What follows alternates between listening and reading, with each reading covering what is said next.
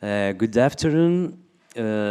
Firstly, I would like to express my gratitude to my colleagues in Louvain, especially Dries and Peter de May for the invitation and the opportunity to join this gathering of fellow scholars dedicated to the theme of the Council from diverse contexts, methods, and subjects. The path I take in this presentation stems from the perspective of a historian and focuses on the intersections between contemporary Catholicism, Anticommunism, and reactionary movement in Brazil during and after the Second Vatican Council, with specific emphasis on the case of the Association for the Defense of Tradition, Family, and Property. As such, my presentation will be divided into three distinct sections in a panoramic view: a brief look to the ecclesial context of Brazil shortly before Vatican II and the formation of anti-modern current within it, the involvement of TFP in the first session of the Council, highlighting its significant role in the establishment of the future Cetus Internationalis Patrum, a more combative group in the conciliar minority, and finally the transformation in TFP's understanding of communism and its actions in the national and international arena, aligning with politically radical right-wing groups that adapted to the new political and cultural context. The goal is to demonstrate how the ideal of anti-communism championed by TFP has evolved over the course of these 60 years. Two major interpretative trends can be identified regarding traditionalism. One that seeks to comprehend the religious dynamics and the evolution of intransigent Catholicism within Roman Catholic teaching and Catholic groups, and the other that revisits categories of political history and the left-right divide reflecting on the political roots of the religious protest. It appears to me that both trends intersect at some point. My presentation is constructed at this interface. The world between 1950s and 60s was marked by the height of the Cold War and its economic, political, and cultural consequences. Latin America became a battleground for power struggles between the United States and the Soviet Union, emerging as constant geopolitical player in the rivalry between these two actors. The region was highly coveted, particularly by the Soviet Union, as it had historically been under American influence. This period witnessed numerous military coups and attempts at socialist revolutions. Amid the global political issues, particularly concerning the value of freedom in its various dimensions, the Church, through its various members, contemplate how to respond to these challenges. Between 1940 and the beginning at the Council, significant theological and ecclesial reflections developed in Latin America. In the Catholic Church, in Brazil specifically, one could observe the emergence of three ecclesial tendencies in the late 50s, as said by Scott Manrary. Conservative modernizers. These individuals believed that the Church needed to change to fulfill its mission in the modern world more effectively. They were concerned about secularization, the expansion of Protestantism, the communist threat, but they responded with greater openness to the modern world. Second,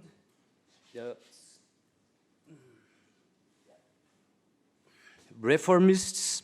They shared the concerns of the conservatives, but added the idea of more intense pastoral work and more effective religious education. Their concerns were more progressive, focusing on social change as an end in itself rather than just a response to the communist threat. And the so-called traditionalists, they continue to endorse the neo-Christianity strategy, a model of society in which Catholic values would govern all aspects of social life. This concept had influence in the first 3 decades of the 20th century in the country. These trends within the Brazilian Catholic Church reflected the broader discussions taking place in the church on how to navigate the changing global landscape while adhering to core principles and values. The last group, led by priests Antônio de Castro Maia e Geraldo de Proença Sigô, along with other members of TFP, an association officially founded in '60, would form the core of the future Cetus Internationalis Patrum. They were joined by figures like Marcel Lefebvre and other bishops with the aim of frustrating the advance of the Council and promoting an anti-modern agenda from within. Plinio Corrêa de Oliveira is considered one of the key figures in Brazilian conservative Catholicism. He founded TFP, engaged primarily young lay people who shared specific concerns, particularly regarding communism. Since his initial involvement in the 30s, Plinio and his followers have fought what they call the revolution on various fronts. They view the Catholic Church as a fundamental institution in containing a process they believe is aimed at disintegrating the Christian West. In 1959, Plinio systemized his thoughts in revolução e contra-revolução, revolution and counter-revolution. He defended the idea that ongoing worldwide revolution leads to the destruction of man and society, describing it as not a system but a chain of ideological systems. He argued that the deep-seated causes are the, explosion of pride and sensuality, with pride leading to hatred of all superiority and sensuality, refusing any restraint, resulting in a revolt against all authority. What we have observed since the Second Vatican Council regarding the activities of such groups, especially TFP, is something curious and recurrent in the world of intransigent Catholicism in the post-council era. They transitioned from being supporters of the magisterium to launching attacks on Rome, which they perceived as modernist and even as facilitating communist expansion. The imagination surrounding the Vatican II plays a central role in their representations. This perception was constructed during of the council living itself. Plinio and TFP played a prominent role among these groups, working alongside elements of the Brazilian prelate to build an organized opposition against the reformist wave. With a strong anti-communist stance, TFP had some impacts on Brazilian politics from the 60s to the 80s, seeking to act as a coordinator of conservative and reactionary forces at the international level as well. Reading the articles of Catholicismo, a magazine directed by Castro Maia in Campus, with an editorial board including TFP members from January 59 to mid-62, there is a growing sense of distrust concerning the direction of the Council. The initial belief of the group was that the Council would formally condemn communism, and they worked towards making it a reality. TFP main objectives during the Council were to influence the course of events, aiming to restrain the reformers and create a conservative hegemony, to disseminate the thoughts of Plinio Corrêa, especially through translations of his works Revolução e Contra-Revolução into European languages, and to establish an international network of right-wing Catholic sociability. The primary source of information about TFP role in the Council, especially in the more activity first session, is an unpublished document titled Conciliar Notes, which help us understand the group's activities during the Council and the role they played in the collective efforts of some conservative prelates, along with members of the Roman Curia in organizing a containment group. The group also worked behind the scenes at the council, seeking to establish contacts with European conservative and traditionalist groups to build an international league of right-wing Catholics. The group had relative success in influencing the early stages of the council, largely due to the efforts of Bishops Proença Sigô and Castro Maia. Regarding the second objective, there was an effort in that direction. It was realized somewhat later through contacts made during the council. As for the third objective, the notes do not provide sufficient evidence to support the thesis that it either fail or succeed. Even if this international network was not concretized as initially hoped, TFP continued to work in that direction, internationalizing and reaching countries in the Americas and Europe. The document demonstrates that the Brazilian group played a much larger role than merely distributing pamphlets and documents of Chetus, as stated by Roa Lisencourt in his doctoral thesis. What is evident is the active involvement of its members gathering information to form the opposition group within the council, as well as information on contacts made by TFP members during their stay in Italy with the aim of creating an international anti-communist group. TFP actions collaborating with the two Brazilian prelates in Chetus were primarily driven by the strong anti-communist sentiment spread by its members. The issue of communism echoes from the very beginning and permeates all the notes. Here, another photos from Plinio Corrêa de Oliveira in 62 in the council. On October 62, in the section The Cardinal Secretary in the notes of TFP, information about the institutions that could collaborate in forming this international anti-communist network begins to emerge. According to the note, TFP members were given a notebook with a large number of addresses of people in the United States.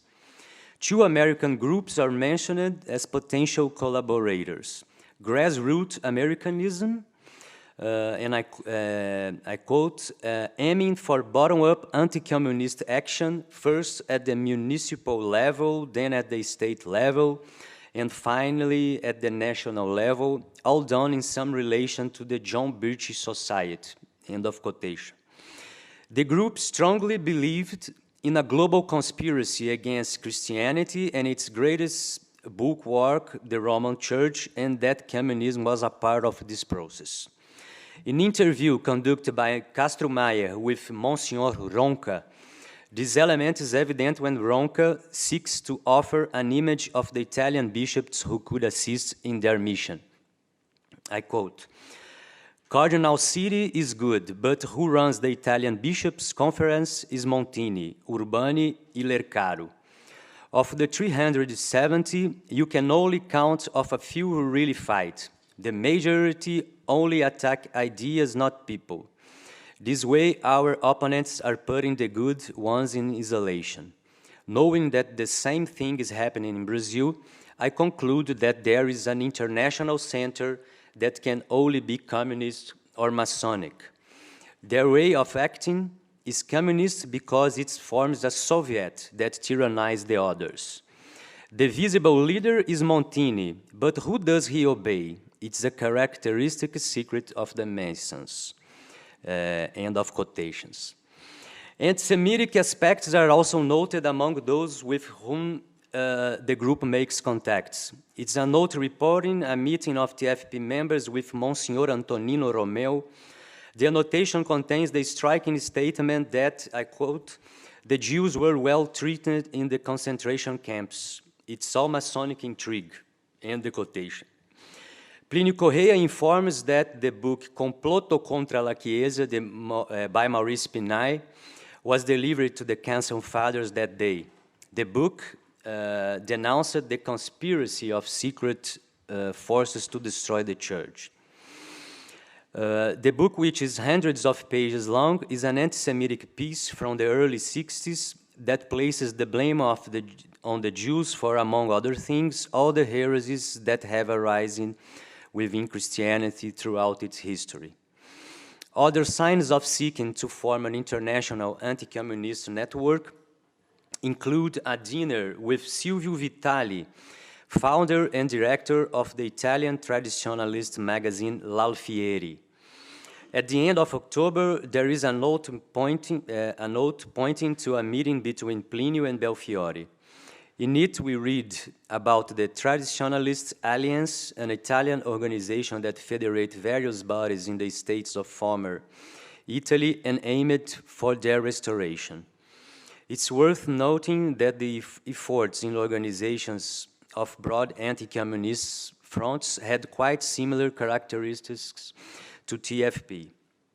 Other elements in the document indicating the efforts made by Plinio Corrêa and his followers to establish as many contacts as possible in Italy to create what they call the Internacional Direitista Right-Wing International.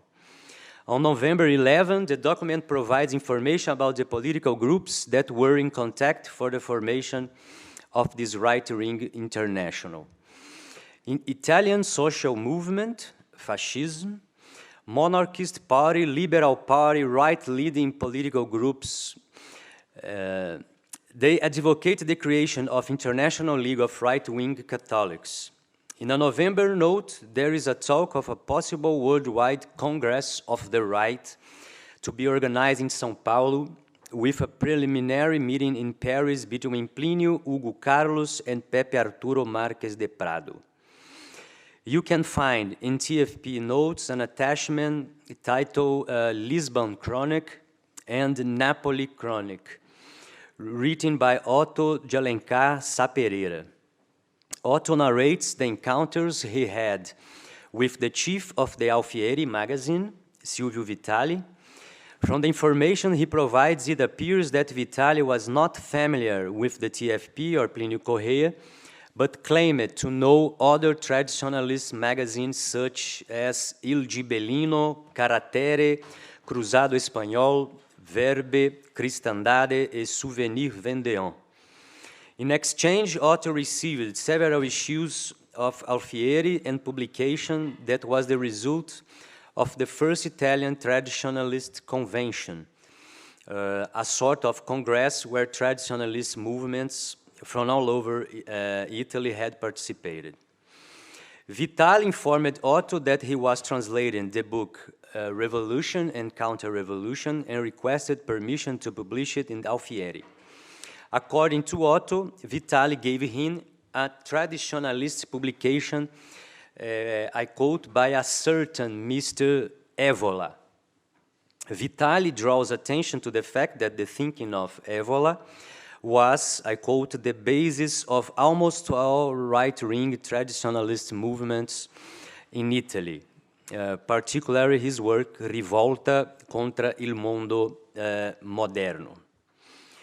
Starting in the 80s, the TFP, Catholic Anticommunism, had a significant developments with the emerge of American neoconservatism, but mainly with the fall of the Berlin Wall and the end of the Soviet communism.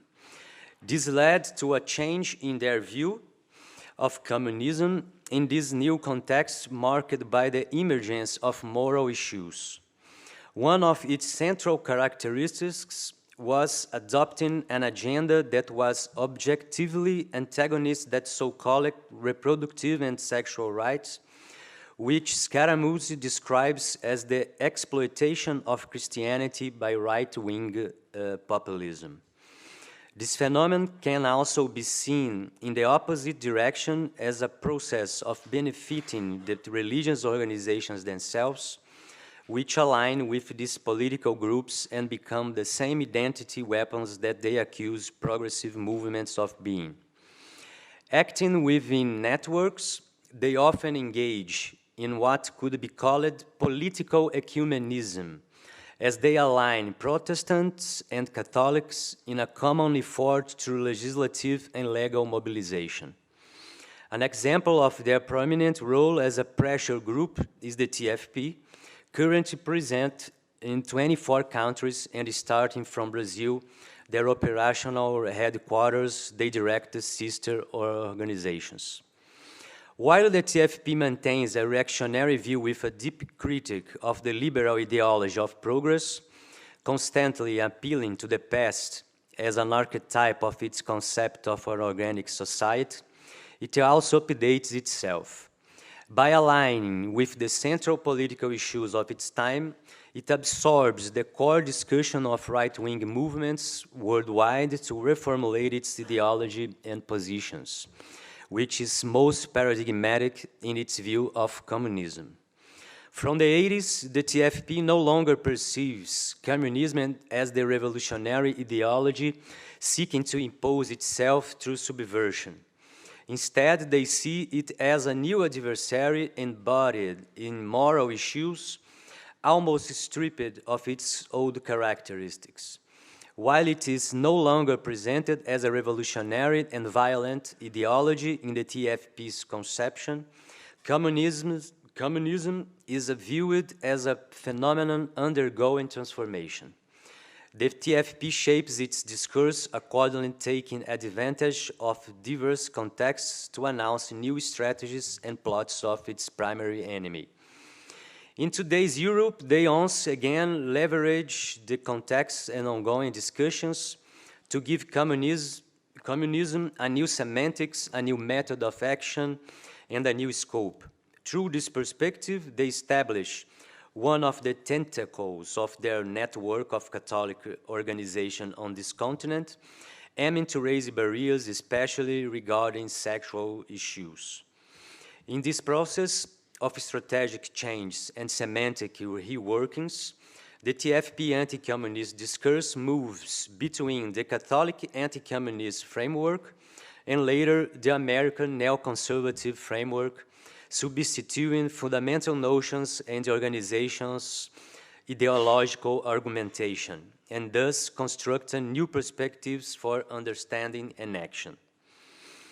Communism is now understood primarily as a metaphysical problem, transitioning from the political realm to the religious realm through culture.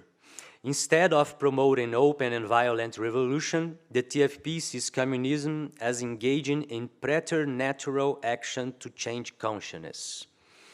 The attack of human dignity is believed to be realized through what Plinio described as the fourth revolution, a deep tribalization of human society, which began with the sexual revolution of May 68. In this view, communism is no longer perceived according to its original theoretical formulation. It is seen as undergoing a metamorphosis, even though it does not fully abandon the old tenets of violent revolution. This evolutionary process is believed to habituate society to chaos and tribalism, leading to a form of human animalization. The network of organizations constructed by the TFP operates in the heart of Europe, intervening in debates centered around issues such as gender, abortion, and same-sex marriage. These, according to the TFP, represent the new forms of communist action. The shared ideology of this organization includes a rejection of Enlightenment values that underpin modernity, such as the idea of equality, the secularization of state, and freedom of conscience. Understand the intense political activity of the organization requires viewing it as a religious, eschatological movement that constructs a doctrine marked by a character of totality, myths, language, metaphors, rituals, and symbols, rooted in Christian dogma and theology, but possessing unique organization characteristics. This nostalgic doctrine envisions a return to an Edenic Christendom that deserves to be rebuilt through the effort of TFP activists. This becomes the organization's privileged objective alongside its role as rallying right-wing Catholic activists to a religious movement autonomous from institutional Catholicism. Following the strategy employed by American Christian right-wing movements, with whom the TFP established contact, the TFP renews its militant profile by taking on the battle for the Christian moralization of society. Nevertheless, it does not abandon anti-communism as a central value. In 1986, the TFP establishes the Avenir de la Culture Association in France as a precursor of its contemporary activities in Europe. The association's mission is to counteract the influence of pornography, the promotion of homosexuality and gender theory, which are perceived as undermining the remaining shreds of morality inherited from Christian civilization in society.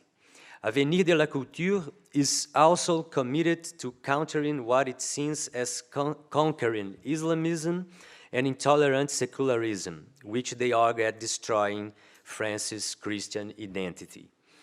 The TFP employed a common technique of establishment associations with different names from its Brazilian headquarters. Avenir de la Culture, along with many other similar associations with distinct names, were created in various countries. In France, there are additional associations such as Fédération Pro-Europa Cristiana et Droit de Naître, they later aimed at running campaigns to prevent the advance of abortion. Although these are separate associations, they can be traced back to the TFP. The fundamental shift in the anti-communist thinking that occurred in the early 80s, reaching its peak in the early 21st century, was the understanding by its key actors that communism was transmuting, now focusing more intensely on identity issues. The main elements and characteristics of the new right, along with its central aspects, became notable when operating in the public sphere. The main elements on this new right in the intellectual and political movement in the United States, starting from 50 and subsequently in the 80s, known as neoconservatism. The group, the TFP, proceeds to emphasize the importance of the Roman Catholic Church in the course of history in combating communism, but advances stronger criticism of the institution, particularly against Pope Francis. A clear example of the group's current activities can be found on the IPCO, Instituto Plinio Corrêa de Oliveira website, featuring a book reading by Júlio Loredo, president of Avenir de la Culture, and José Antônio Ureta, president of the Italian TFP, titled The Synodal Path, a Pandora Box, with a preface by Cardinal Raymond Burke. On the website of IPCO, you can read an article that makes an introduction of the book with that image.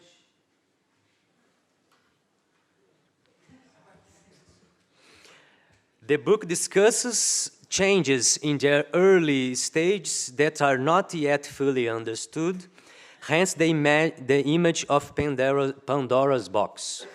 According to the authors, the major issue in their view is the horizontalization of the church. The idea that a church as a societas inequalis would be compromised. This would represent the complete victory of communism, as it would have taken over the church since the Second Vatican Council. As they state in one passage, I quote, "The prospects are the darkest, as there is even talk of changing the age-old doctrine of the Holy Catholic Church, which could accelerate its process of auto-demolition." End of quotation. In articles published on their website, the concept of revolution in the church which was already prominent during or after the Second Vatican Council, is revisited. According to one of the articles, this revolution, I quote, erupts within the Catholic Church itself with so-called World Synod on Synodality, end of quote. In the current moment, when public space is also being contested by groups with so-called progressive tendencies, there is a noticeable shift in some sectors of society towards a right-wing reaction, often characterized by openly anti-abortion, anti-feminist, and anti-gender Christian right. In terms of organized maneuvers, the movements of this religious right in Europe, more than secular right-wing groups, display attractiveness, synchrony, and organization. They often receive specialized training, as is the case with the TFP itself. I conclude. TFP, as the most prominent reactionary Catholic group in Brazil, particularly due to its historical significance, has historically demonstrated its ability to organize itself within international networks in order to influence both intra- and extra-ecclesiastical debates. Even though it operates at the fringe on the ecclesiastical structure, its influence has been steadily advanced in recent years, especially as a central catalyst for a Catholic right wing that criticizes Pope Francis' teachings and takes a stance against the liberalization of social norms. Thank you for your attention.